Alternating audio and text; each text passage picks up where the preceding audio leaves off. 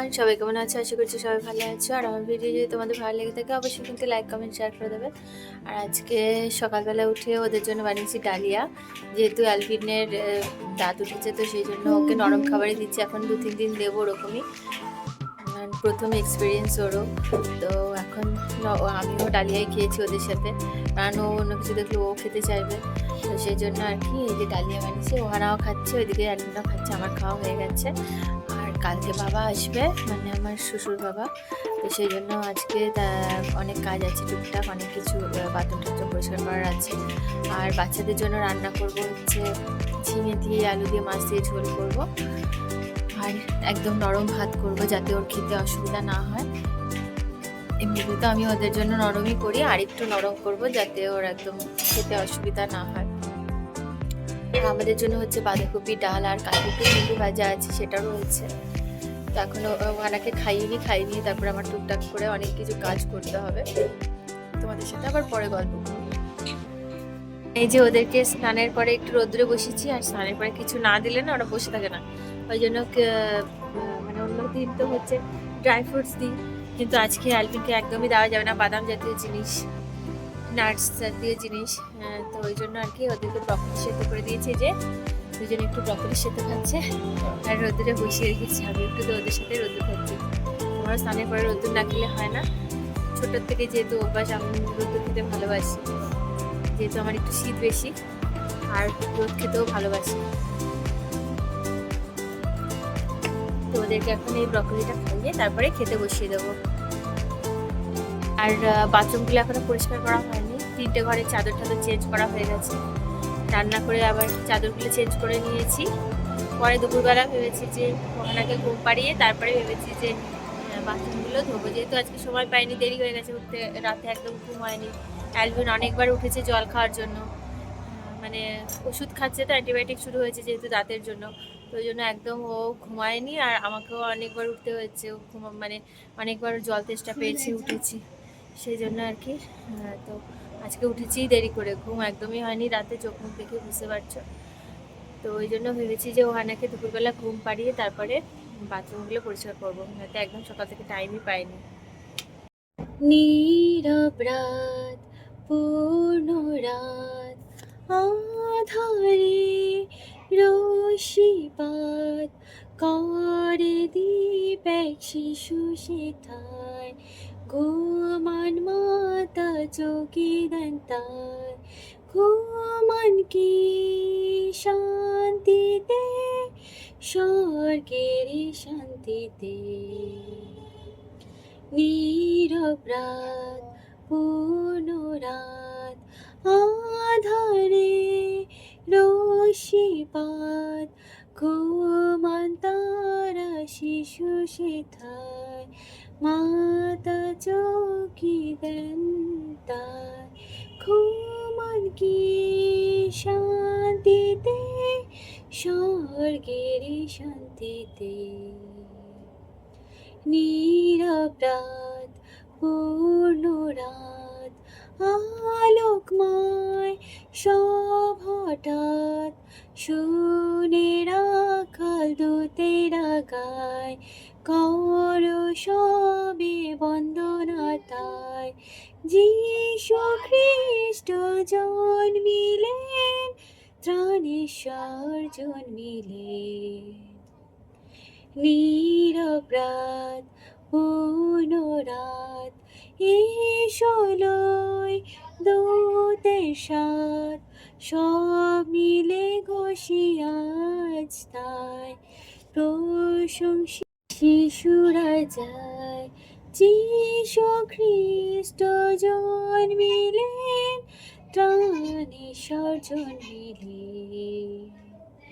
নীরব রাত, পূর্ণ রাত, আধারে রশিপাত করে দীপ এক শিশু সেথায়, ঘুমান মাতা চোখে দেন তাই, ঘুমান কি শান্তিতে, স্বর্গের শান্তিতে। পিতার প্রথম অধ্যায়, বিশ্বাসে স্থির থাকিবার বিষয়ে উপদেশ।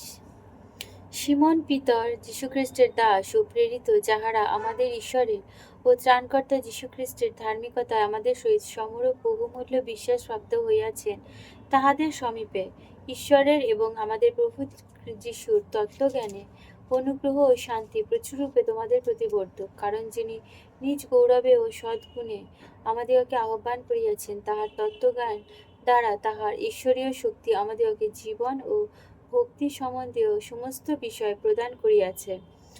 আর ওই গৌরবে ও উৎকর্ষে তিনি আমাদিগকে মহামূল্য অথচ অতি মহৎ প্রতিজ্ঞা সকল প্রদান করিয়াছেন, যেন তদ্বারা তোমরা অভিলাষমূলক সংসারব্যাপী ক্ষয় হইতে পলায়ন করিয়া ঈশ্বরীয় স্বভাবের সহভাগী হও। আর তাহারই জন্য তোমরা সম্পূর্ণ যত্ন প্রয়োগ করিয়া আপনাদের বিশ্বাসে সদ্গুণ ও সদ্গুণে জ্ঞান ও জ্ঞানে জিতেন্দ্রিয়তা ও জিতেন্দ্রিয়তায় ধৈর্য ও ধৈর্যে ভক্তি ও ভক্তিতে স্নেহ, ভাতৃস্নেহ ও ভাতৃস্নেহে প্রেম যোগাও। কেননা এই সমস্ত যদি তোমাদিগতে থাকে ও উপজিয়া পড়ে, তবে আমাদের প্রভু যীশু খ্রিস্টের তত্ত্বজ্ঞান সম্বন্ধে তোমাদিগকে অলস কি ফলহীন থাকিতে দিবে না। কারণ এই সমস্ত যাহার নাই, সে অন্ধ, অদূরদর্শী, আপন পূর্ব পাপ সমূহের মার্জনা ভুলিয়া গিয়াছে। অতএব হে ভাতৃগণ, তোমরা যে আহত ও মনোনীত, তাহা নিশ্চয় করিতে অধিক যত্ন করো, কেননা এ সকল করিলে তোমরা কখনো উচট খাইবে না। কারণ এইরূপে আমাদের প্রভু ও ত্রাণকর্তা যীশু খ্রিস্টের অনন্ত রাজ্যে প্রবেশ করিবার অধিকার প্রচুররূপে তোমাদিগকে দেওয়া যাইবে। এই কারণ আমি তোমাদিগকে এই সকল সর্বদা স্মরণ করাইয়া দিতে প্রস্তুত থাকিব। যদিও তোমরা এই সকল জানো ও বর্তমান সত্যে সুস্থির আছো, আর আমি যতদিন এই দাম্পত্যে থাকি ততদিন তোমাদিগকে স্মরণ করাইয়া দিয়া জাগ্রত রাখা বিহিত জ্ঞান করি। কারণ আমি জানি আমার এই তাম্বু পরিত্যাগ শীঘ্রই ঘটিবে, তাহা আমাদের প্রভু যীশু খ্রিস্টই আমাদিগকে জানাইয়াছেন। আর তোমরা যাহাতে আমার যাত্রার পরে সর্বদা এই সকল স্মরণ করিতে পারো, এমন যত্ন করিব।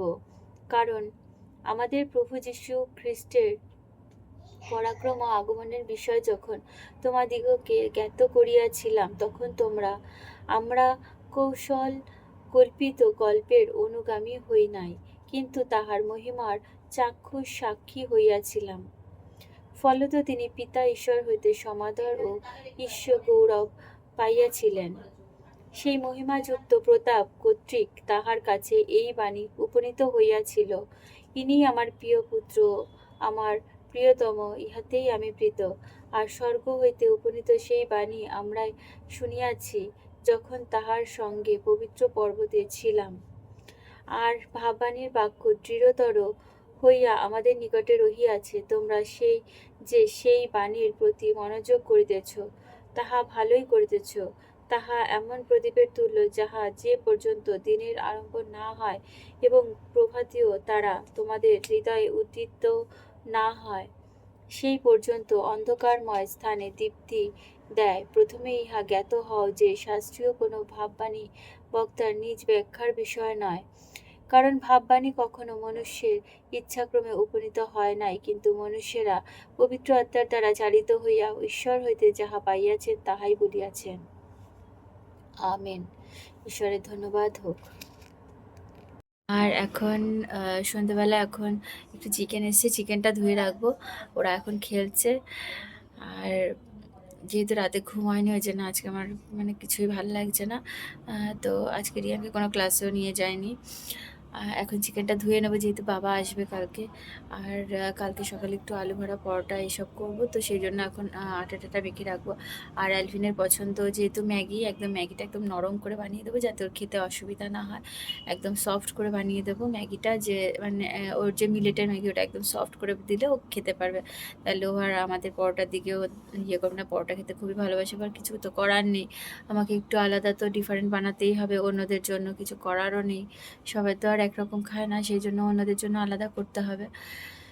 তো অ্যালভিনকে একটু 2-3 দিন জাস্ট একটু নজরে রাখতে হবে, যেহেতু ওর দাঁত তোলা হয়েছে। সেজন্য ওর পছন্দসই খাবারই বানিয়ে দেবো, যাতে ও পছন্দসই মানে খুশি মনে খায়। তো আর কি এখন ওরা দুজনে ওইদিকে খেলছে। একটু ওয়াটার কালার দিয়ে দুজনকে বসিয়ে দিয়েছি। ওয়াটার কালার খেলতে দুজনে খুব ভালোবাসে। তুলি দিয়ে রং করছে। তো ওইগুলো করছে। এখন আমি যাব একটু আ খাবার-টাবার গরম বসাবো আর চিকেনটাও ধুয়ে নেবো। এসব করব।